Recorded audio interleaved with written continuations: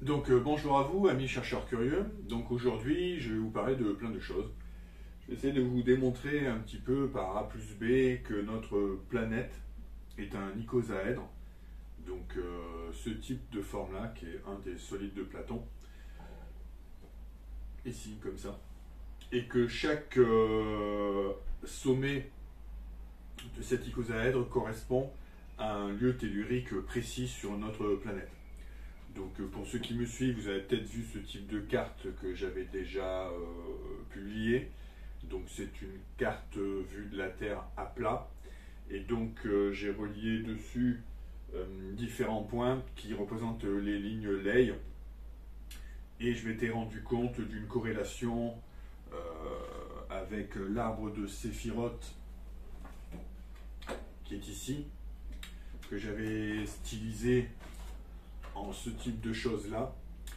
Et j'avais remarqué que finalement, si on superposait, voilà, comme ça, notre arbre de Séphiroth sur notre carte, on avait 5 positions qui correspondaient parfaitement avec tous les lieux sacrés principaux sur notre planète. Finalement, de là, j'en ai déduit que ça ne pouvait être autre chose que l'icosaèdre, puisque au final, l'icosaèdre, donc là je voulais imprimer avec mon imprimante 3D, donc on voit très très bien la corrélation avec les 5 côtés.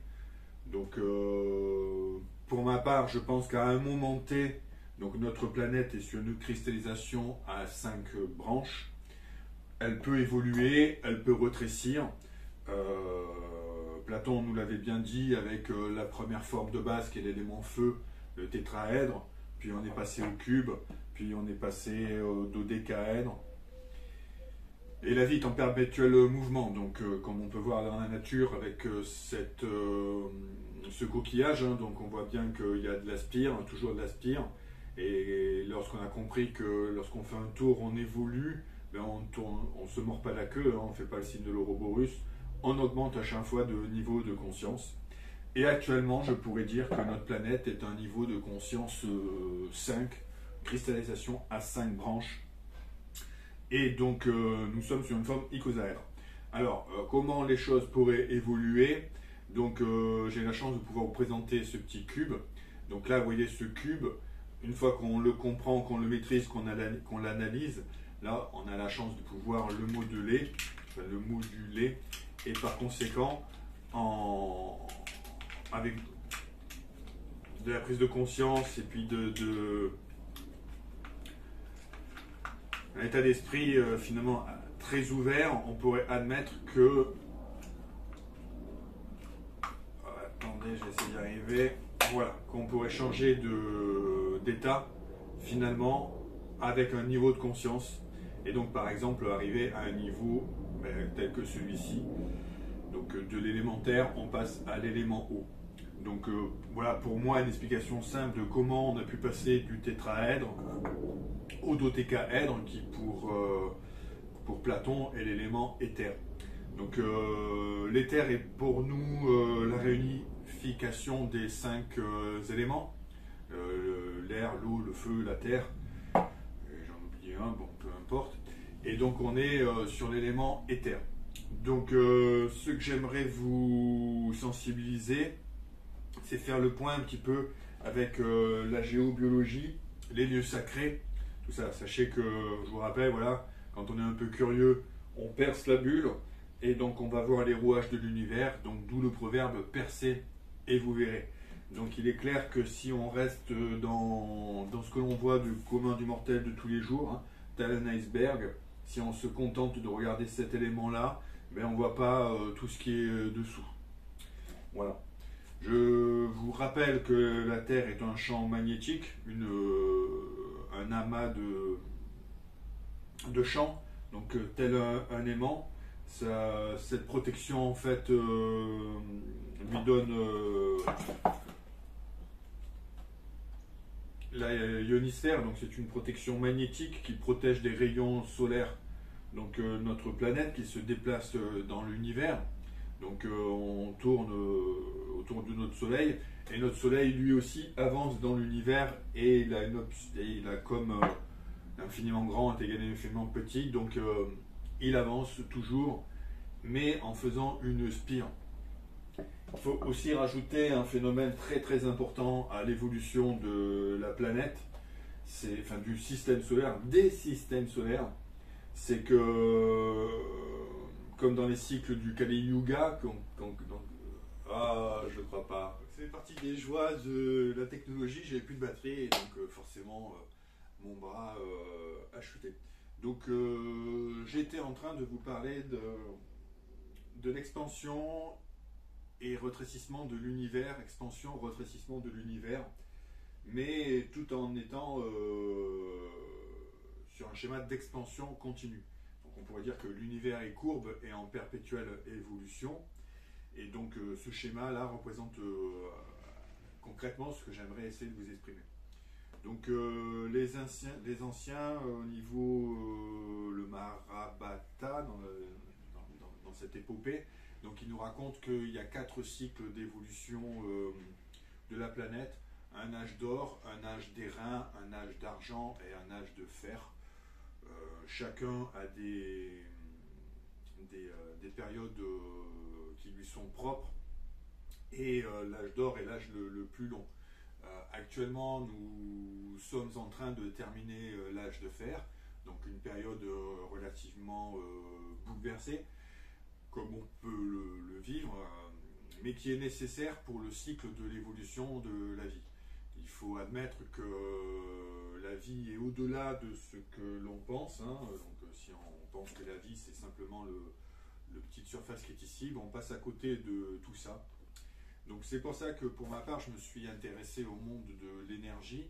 Donc je suis bioénergéticien et géobiologue, et je me suis rendu compte des corrélations du corps et de la planète.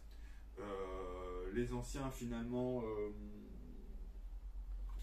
dans chaque lieu tellurique précis des points d'acupuncture de la planète, parce que voilà, ils ont bien compris que la planète, on vivait dessus et elle avait besoin d'aide, parce que cette planète est comme nous un être qui a une conscience. Donc on a bien vu qu'en fonction de son niveau de conscience, la planète changeait de forme. Donc elle a son cycle dans l'univers, et en fonction de sa progression dans l'univers, de ses cycles de précession, nous on va dire que à l'échelle à nous c'est l'année, une année. Une année c'est le temps que met notre planète pour tourner autour de notre soleil, mais la Terre, son année correspond, on va dire, à un tour complet dans toutes les constellations. Donc on va dire dans les 12 constellations du zodiaque, même si aujourd'hui on pourrait dire qu'il y a une 13e constellation qui est l'ère du serpent. Pas rentrer dans ce détail-là, mais donc on va dire qu'on va rester sur 12, puisque 12 pour nous c'est le chiffre magique, le chiffre absolu dans notre dimension. C'est le sommet de la partie finalement. Donc les chiffres sont très importants, je vous le rappelle, comme Nikola Tesla disait, si vous voulez comprendre les lois de l'univers, il faut réfléchir en termes de 3, 6 et 9. Donc il est clair qu'on a toujours des corrélations. La durée de vie d'un être moyen, c'est 72 ans, donc 7 et 2, 9, etc. Mais donc ça, c'est pour comprendre l'univers. Par contre, si vous voulez vous intéresser à l'homme, donc en tant que bioénergéticien, moi je m'intéresse à l'homme aussi. Donc là, on va plutôt être sur le chiffre 7. Donc chef 7 étant le chiffre sacré, absolu, équivalent à Dieu dans l'échelle de l'évolution des chiffres. Je peux vous rappeler, pour ceux qui n'ont pas lu Bernard Weber, le monde en haut, le monde en bas. Donc 0 c'est le départ, le point, on va dire le Big Bang, une nouvelle création d'énergie, un trou noir qui s'est condensé, qui a projeté énormément d'amas et qui a créé un nouveau trou blanc, et nous on fait partie de cette singularité-là. Donc le point 0, où le monde en haut est égal au monde qui est en bas. Ensuite, on a le minéral. Donc le minéral, c'est le chiffre 1 qui touche à peine le monde d'en haut et qui est totalement enraciné dans le monde d'en bas. Le chiffre 2, c'est le végétal. Donc c'est un monde enraciné dans le monde du bas, mais qui a une tendance à avoir une conscience sur le monde d'en haut. Je ne dirais même pas avoir une tendance, c'est que la plante a vraiment un esprit. On peut le mesurer avec des appareils en différence de potentiel. On peut même faire jouer des plantes sur des petits appareils qui comme comme un synthé en fait, utilise l'intelligence de la plante et la plante évolue, se rend compte qu'en changeant comme son taux vibratoire, son intensité, eh bien, elle influe sur le format MIDI et change l'information du son. J'aurai l'occasion de vous démontrer dans d'autres vidéos. Donc le 3 c'est l'animal, donc l'animal il a ce côté spirituel et puis il peut se déplacer sur le monde d'en bas. Le 4 c'est l'être humain qui n'a pas encore tout bien compris, qui ne regarde que le monde de l'iceberg visible et qui ne se rend pas compte qu'il y a tout un univers en bas. Donc pour moi c'est l'humain qui regarde la télé constamment, BFM TV, et qui ne se rend pas compte qu'il y a d'autres plans dans l'humanité. Donc quand il a compris qu'il y avait autre chose, l'être humain passe au stade numéro 5. Donc là en fait il a toujours cette mobilité sur le monde d'en bas, mais il commence un petit peu ranciné dans le monde d'en haut. Le 6, eh bien c'est l'évolution, c'est l'ange gardien, donc où le 5 accompli.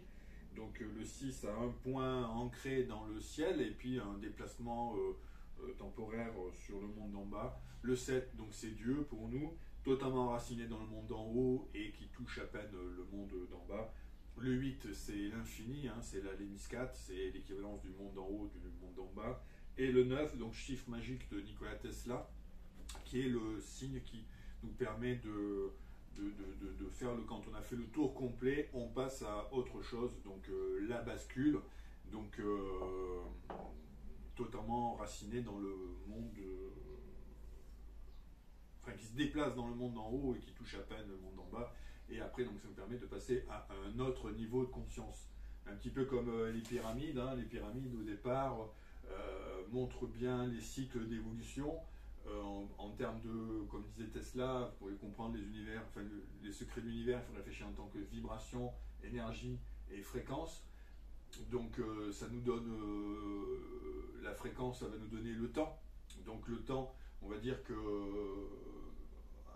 à un certain moment de notre niveau de conscience, il nous faut tout ce temps-là pour pouvoir comprendre quelque chose. Et puis après, ce niveau complet va venir se rediviser ici, et puis il va nous falloir ce temps-là pour comprendre, on repart. Et à un moment, le temps, il est très fractal, il va très très très vite, et actuellement, nous sommes dans cette période-là. Je vous avais aussi expliqué la période du temps qu'on divise en 4.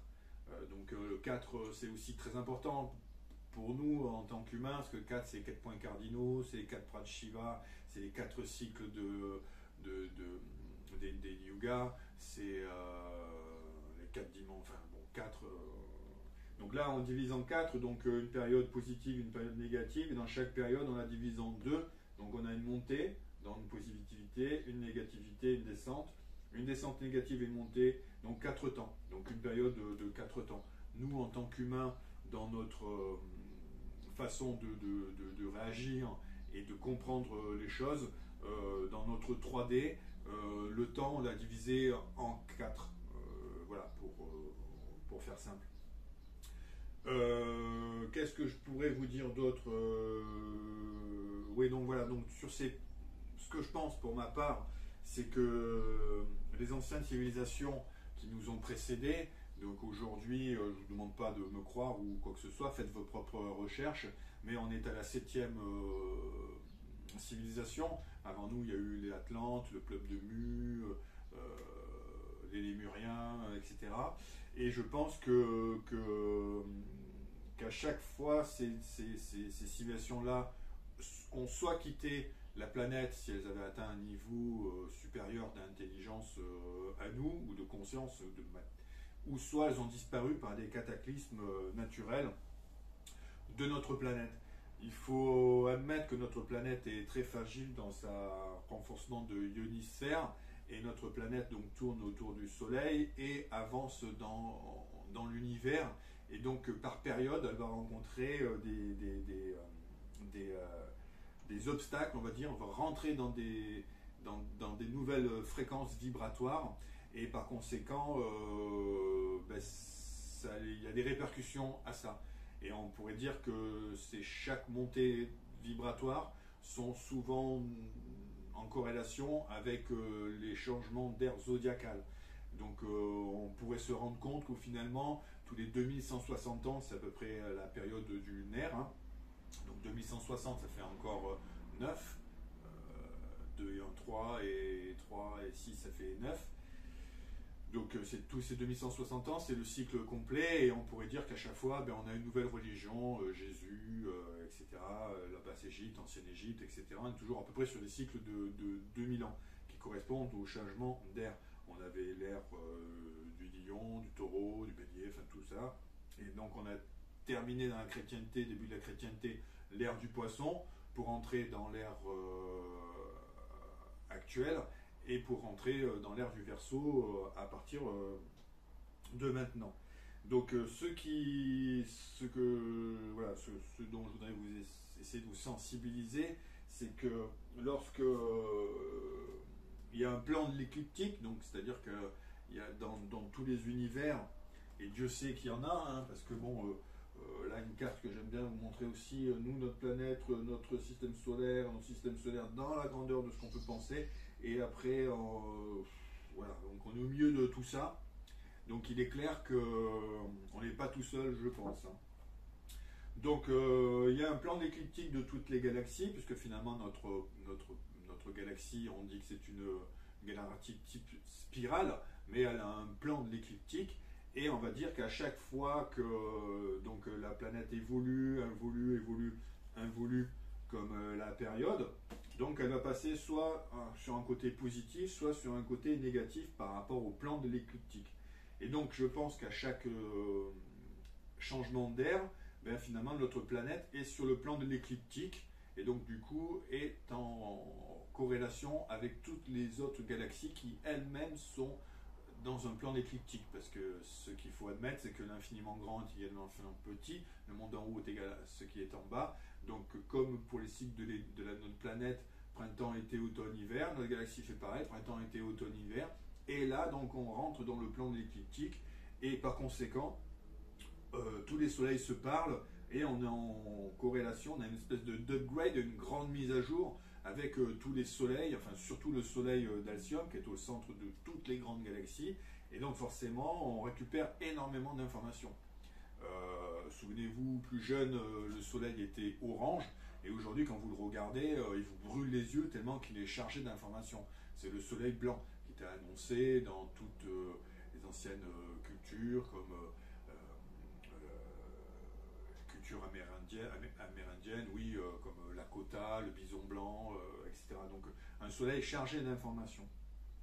Et donc à ces cycles périodiques, donc d'équinoxe ou de solstice, finalement la planète vient percuter, enfin vient s'aligner par rapport à tous les autres champs d'information. Et à ce moment-là précis, elle reçoit donc une énorme mise à jour, et de plein fouet.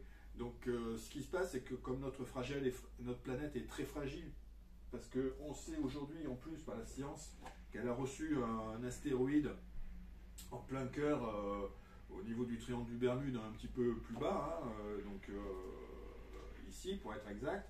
Donc on sait que notre planète a une structure magnétique déséquilibrée. Donc je pense que les civilisations antérieures ont disparu, puisqu'à chaque montée de fréquence vibratoire, la planète étant déréglée et ayant une protection magnétique pas forcément super au top, eh bien, on a entendu parler des changements de pôle, où notre planète était partie en live, comme on pourrait dire, et les civilisations ont disparu. Donc je pense que des descendants, pour nous en tout cas, on va parler de ce qui nous est le plus proche, en étant très subjectif de la chose. Donc on pourrait dire que les anciennes civilisations étaient le peuple atlante, et donc ils allaient être au courant de ce qui allait se passer, ils comprenaient, ils savaient qu'il y allait avoir un certain déluge, et donc ils ont peut-être prévenu des gens comme l'Arche de Noé, tout ça, pour faire des réserves, et surtout préparer les descendants de ce cataclysme-là à aller créer à chaque sommet de l'icosaèdre, de mettre des métaconstructions, donc de type pyramide,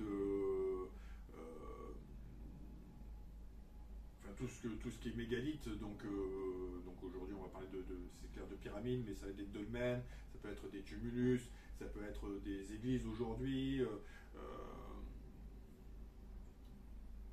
l'île de Pâques, donc des structures mégalithiques avec des fondations antisismiques, parce que forcément au sommet de l'icosaèdre, eh bien c'est la réunion d'arêtes principales, donc forcément à ces endroits-là, c'est comme les chakras de la planète, eh bien ça pousse en fréquence. Donc il est clair qu'il faut construire des édifices sur des plateaux bien mis à plat et antisismiques pour pouvoir accepter cette fréquence, puisque finalement ce sont souvent à la faille, hein, c'est la rencontre de deux faces, enfin de plusieurs faces qui fait vibrer, et donc on a souvent, on va dire que c'est une faille tellurique.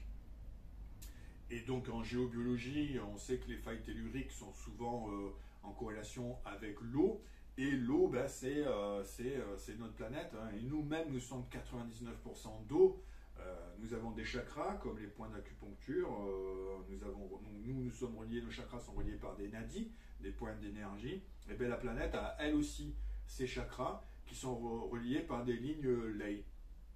Donc les anciens nous ont légué, je dirais, tout un système de structures qui avait pour but de réceptionner, puisque finalement, que ce soit un dolmen, un tumulus ou une pyramide, c'est une antenne tellurique qui relie le monde d'en haut et le monde d'en bas, qui va faire en sorte de réceptionner cette information. Donc pour ma part, je pense que Gizeh est le point le plus maîtresse, enfin le point maître de notre planète, parce que on sait que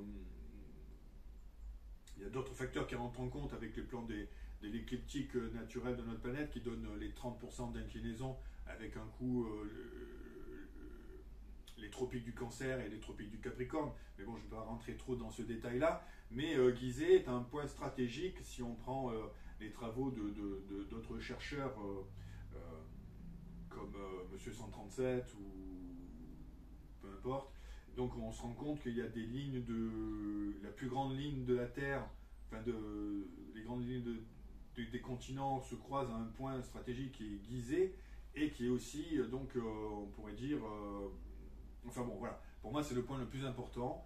Et de ce point-là, ils ont créé une maille, donc une maille d'édifices qui ont pour but d'être reliés entre eux pour pouvoir absorber lors de ces moments critiques de notre évolution, absorber cette information et la renvoyer dans tous les autres points, dans toutes les autres arêtes, de manière à absorber l'info, la rediffuser et finalement la transmuter et la rendre pour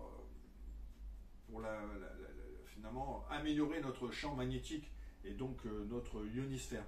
Et par conséquent, j'espère que nos civilisations n'ont pas trop détérioré ce type de métaconstruction, de façon à, actuellement, nous sommes en pleine évolution, hein, vous pouvez voir que tout bouge, tout change, les volcans, les niveaux de conscience, etc. Hein. Souvenez-vous, on est en train de passer du cube à cette forme-là, enfin à une autre forme, hein, parce que finalement, on est un icosaèdre dans un dodécaèdre qui tourne, hein, donc avant, dans les temps plus anciens, c'était deux tétraèdres qui tournaient l'un dans l'autre, c'était la Merkaba. Donc là, je pense qu'on a un stade au-dessus et ça va très très très vite. Donc pour faire court, je pense que les anciens nous ont laissé à chaque sommet de l'icosaèdre des structures mégalithiques pour pouvoir être reliés les unes aux autres pour, en cas de montée d'énergie en fréquence, de capter toute cette information-là, de la transmuter dans tous les points, donc de répartir la charge de manière à augmenter notre champ vibratoire, enfin le champ vibratoire de la planète, de façon à ce qu'elle ait un niveau de conscience supérieur pour pouvoir faire face à cette montée de fréquence et créer un bouclier encore plus performant lorsqu'une bulle rentre dans une autre bulle. Je vous ai pas parlé des bulles de la création, donc des 7 jours, hein, donc finalement on pourrait dire que, parce que chaque solide de Platon, pour qu'il puisse être solide, c'est qu'il s'intègre dans une sphère. Et il faut qu'il y ait des arêtes et des sommets. et des plans réguliers. Donc, ce sont des bulles de niveau de conscience. Et donc on a le premier jour, on a le deuxième jour qui, paf, vient de se corréler. Et donc ça fait la Vesica Piscis. Et donc ici. Puis on a le troisième jour avec une autre forme qui vient encore se greffer. Le quatrième, le cinquième, le sixième et le septième jour qui donne un ensemble équilibré qu'on appelle la graine de vie, qui est donc cet ensemble de la création des 7 jours qui permet finalement de matérialiser pour nous humains une fréquence, donc à 7 jours, 7 chakras, 7 notes musicales, les 7 péchés capitaux. Donc on pourrait en parler pendant longtemps de cette corrélation qu'on a avec le 7 pour l'homme et le 12 pour l'univers, avec les 12 enfin le chiffre 12, voilà, les 12 constellations, le temple de Jérusalem avec ses 120, enfin après c'est des multiples, hein, de toute façon tout est fractal. Tout est fractal. Je souhaitais aussi, pour compléter tout ça, donc voilà, donc à chaque fois qu'on a ces montées en fréquence, on a le champ magnétique qui augmente, et donc on sait que notre planète est un aimant, donc c'est un tor, hein, et donc on a plusieurs tors, plusieurs fréquences, et donc le tor c'est le nombre phi, donc qui est un tor dans ce sens et un tor dans cet autre sens-là, donc qui est une proportion, la proportion divine qu'on appelle plus communément sous d'autres. On peut aussi appeler ça la suite de Fibonacci, etc. Mais donc le nombre d'or, c'est le prorata de 1 plus racine de 5 sur 2. Finalement, 1 c'est l'unité, 2 c'est la division et 5 c'est la quintessence. Et donc mathématiquement, on a une fractale et donc on tombe sur 1 618 03 39. Et c'est un chiffre qui est à l'infini, puisque la vie, elle est à l'infini. On est dans un univers qui est en perpétuelle évolution, hein. Finalement, c'est la lémiscate. On voit bien ici sur ce cycle de l'évolution. Donc, on a la naissance avec le bébé, tout ça, qui progresse, qui augmente. Et puis, à un moment, on arrive au sommet de notre vie. Et puis, on commence à décliner. Et puis, on a la mort, qui est l'âme hors du corps, qui nous permet de changer d'état, de conscience, et puis par un cycle infini, on se réincarne, et puis tant qu'on n'a pas réussi à... Alors là, on va passer sur un plan spirituel, donc tant qu'on n'a pas réussi à comprendre les lois d'en bas, hein, dans notre iceberg, donc tant qu'on n'a pas finalement compris ce que notre âme a voulu venir expérimenter dans ce corps, puisqu'on pourrait finalement, pour faire court et terminer sur ce sujet, comprendre que l'icosaèdre est une matrice, donc une matrice constituée par les chakras et les points d'acupuncture de la planète, avec les réseaux mégalithiques, qui ont servi en plus de stabiliser à un moment T le champ magnétique terrestre pour pouvoir engendrer les ions nécessaires à l'évolution, parce qu'après chaque déluge, la planète est totalement détruite, il y a l'atmosphère, elle est complètement anéantie, donc il est intéressant d'avoir des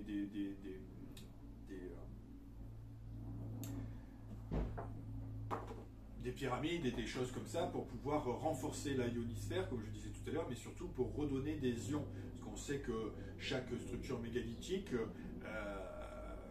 quand on les étudie, elles augmentent les ions négatifs, on a la radioactivité qui baisse, ce sont aussi des structures qui aspirent l'eau, hein, donc on sait que ça pompe, en fait, ça fait comme le fait d'une pompe, mais ces éléments-là sont à la croisée d'eau et à la croisée d'énergie.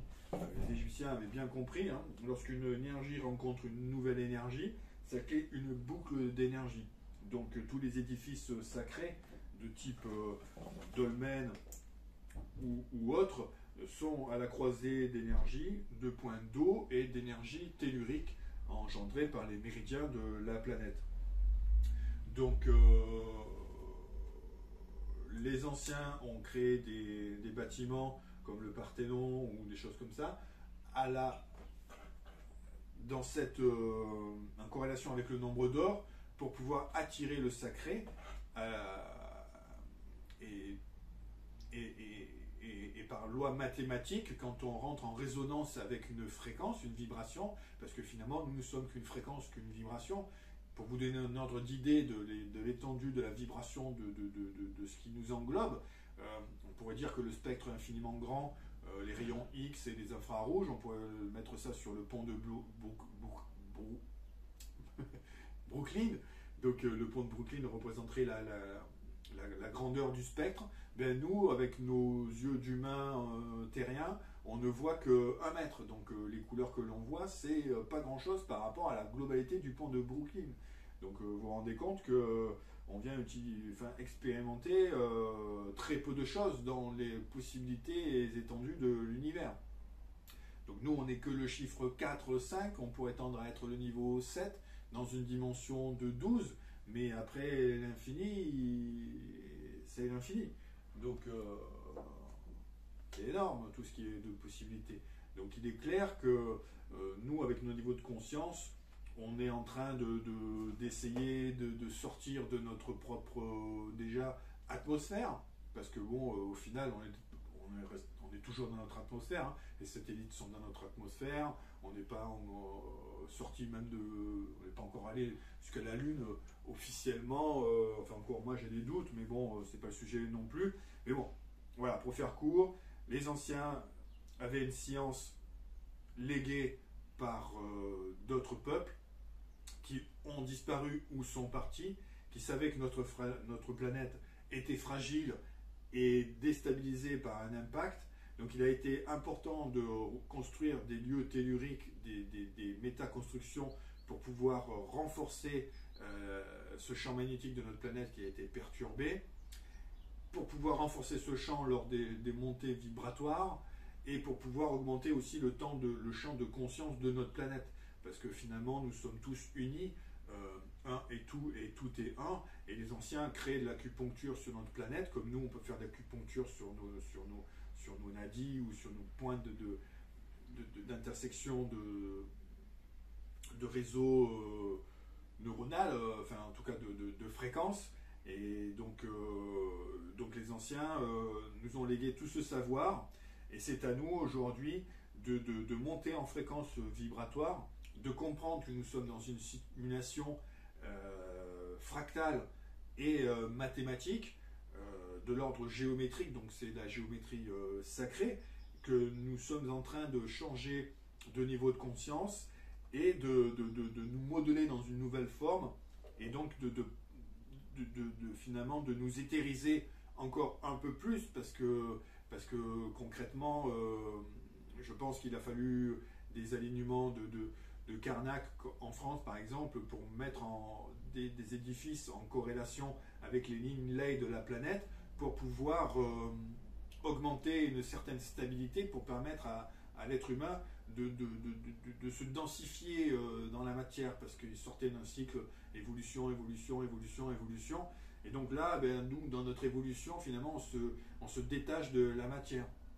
Enfin, en tout cas, pour certaines personnes, on essaie de se détacher de la matière, entendre l'âme atière, donc toujours amus corpus spiritus. Donc dans notre vision 3D, on a toujours un tiers, 2 tiers, que ce soit en menuiserie, que ce soit pour les dimensions d'un tonneau mortaise, c'est un tiers, 2 tiers, c'est très important. Donc on reparlait encore des tropiques, c'est un tiers, 2 tiers. Donc voilà, les anciens nous ont laissé léguer des méga structures pour relier le monde d'en haut et le monde d'en bas. Les travaux de Masaru Emoto vont aussi dans ce sens de l'eau, finalement. L'eau, c'est ni plus ni moins qu'une information à l'état liquide, mais l'eau, elle a ses particularités de pouvoir, si on la stresse, eh bien, comme nos cellules, finalement, elles vont se rétrécir et donc créer des bugs. Et on sait aujourd'hui qu'en médecine quantique, plus on va aimer nos cellules et plus on va détendre, plus on va se détendre, plus on va se relaxer et aller vers un monde de paix, plus on va permettre à l'eau de reprendre sa position idéale et de regonfler. Et donc on sait qu'en fonction de l'émotion, donc c'est-à-dire de l'intensité qu'on va qu'on va dire, eh bien on a le pouvoir de changer la structure moléculaire de l'eau. Une pensée positive va créer un magnifique flocon en géométrie sacrée, et une pensée méchante va déstructurer la matière. Donc comprenez bien qu'aujourd'hui, nous avons plus intérêt à œuvrer vers un monde de paix et d'amour en globalité pour pouvoir monter en fréquence. Tant qu'il y aura des gens qui voudront toujours récupérer de l'argent sur le profit des autres et être dans la guerre tout le temps constamment, je suis le meilleur, j'ai la plus grosse voiture, j'ai le plus gros ci, j'ai le plus gros truc, ben, on aura du mal à tous monter en vibration en même temps. Et donc, après, chacun est libre de faire ce qu'il veut. On n'est pas tous au même niveau de conscience, certes. On n'a pas à juger. Si on pense à la réincarnation, nous-mêmes, on a été, enfin, ceux qui pensent être plus ou moins éveillés peuvent se dire que eux aussi, à un niveau antérieur, eh ben, ils étaient uniquement au niveau visible de l'iceberg. Et donc, ils étaient dans le monde total matérialiste, quoi. Donc après le pouvoir, etc., le capitalisme, enfin bon, on va pas rentrer dans la politique, on n'a qu'à regarder BFM TV pour essayer d'avoir un aperçu totalement dirigé de ce que les gouvernements veulent mettre en place, parce que finalement ces gens-là connaissent tout ce que je suis en train de vous raconter. Moi, si j'ai la chance de pouvoir vous dire tout ça, c'est que je me suis intéressé. Donc, parce que je suis passionné, parce que j'ai envie de m'expandre et d'aller dans mon sens vers une évolution de la conscience. Par contre, ceux qui ont compris enfin, non, justement, ils n'ont pas forcément bien compris. Ils ont la sensation d'avoir un certain pouvoir, mais eux-mêmes sont pris et manipulés par d'autres forces du dessus. Je vous rappelle qu'on est dans une dimension en 12D, et que forcément, il y a des êtres qui sont au-delà de la 12D, et même si Dieu, c'est le chiffre 7, et qu'il y a des champs de pouvoir qui pensent être des superstars, il y a toujours la superstar du superstar du superstar. Il y a le Dieu, méga-dieu, giga-dieu, terra-dieu, supra-dieu, octa, machin, tout ce que vous voulez. Donc la vie étant toujours en perpétuelle évolution, on est toujours en train d'évoluer. Donc voilà, aujourd'hui nous sommes dans un moment charnière de l'évolution. Il faut bien comprendre que un est tout et que tout est un, que l'eau c'est la vie. Nous sommes nous-mêmes constitués de 99% d'eau. À chaque fois qu'il y a des cycles de précession, etc., ça joue sur la molécule de l'eau. L'eau étant la base de la matière, finalement, est capable de changer d'état, comme l'a montré les travaux de Masaru Emoto. Je vous l'ai montré avec ce changement de cube, on arrive à une autre forme. Donc voilà, nous sommes de l'eau, nous montons en fréquence, nous devons... Aujourd'hui, on sait que l'eau est magnétique. L'eau... Prenez l'exemple d'un arbre. Un arbre, comment on fait la sève pour pouvoir monter? C'est parce que c'est un champ de conscience qui permet de changer moléculairement les atomes et les imbriquer dans un certain sens, comme nos structures mégalithiques étaient des enceintes vibratoires pour pouvoir créer des champs d'information, le torque est la base de tout, le spin, et donc de ce fait de créer une information pour pouvoir faire remonter de la terre vers le ciel. Donc l'arbre pompe l'eau, mais par le biais d'aimants. Donc l'aimant, par une eau cristallisée, informée, et qui crée une membrane poreuse en ses extrémités. Regardez une bulle, comme elle est malléable, mais elle a une peau finalement, et cette peau, c'est les bulles. C'est les niveaux de conscience. Au moment quand on dit on tourne en rond, c'est parce qu'il faut passer dans un autre état, et donc changer d'état de conscience. Donc voilà, tout ça pour vous dire que aujourd'hui nous avons les moyens de pouvoir nous unifier en conscience, admettre que nous sommes dans une matrice qui elle-même est actuellement en pleine expansion, et que unissons-nous, aimons notre prochain, soyons tolérants, apportons tout le soutien qu'on peut lui apporter, le considérer comme son frère. Donc les textes bibliques l'ont assez dit, tout ça, parce qu'il est important de s'unifier pour pouvoir monter en fréquence et en vibration, pour pouvoir aller dans un monde beaucoup plus éthéré, un monde qui, pour les gens qui sont en corrélation avec des êtres supérieurs en canalisation, bien, a priori, quand on les écoute, c'est un monde magique. Je rappelle que la magie, c'est l'âme qui agit, Et l'anagramme de magie, c'est image, et donc nous sommes dans un monde imaginaire, et l'imaginaire, c'est l'image qui est dans l'air. Donc, comme nous sommes purement vibratoires et qu'on sait que la pensée est créative, je vous invite à avoir que des belles idées, que de partager l'amour et d'aider notre planète et notre civilisation à rentrer dans une autre fréquence vibratoire pour œuvrer vers la paix et l'amour et la gratitude. Voilà, c'était mon message du jour.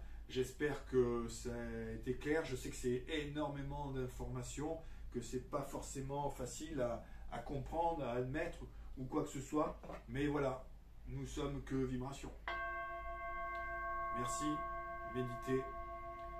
Aho. Gardez l'esprit ouvert. Merci beaucoup.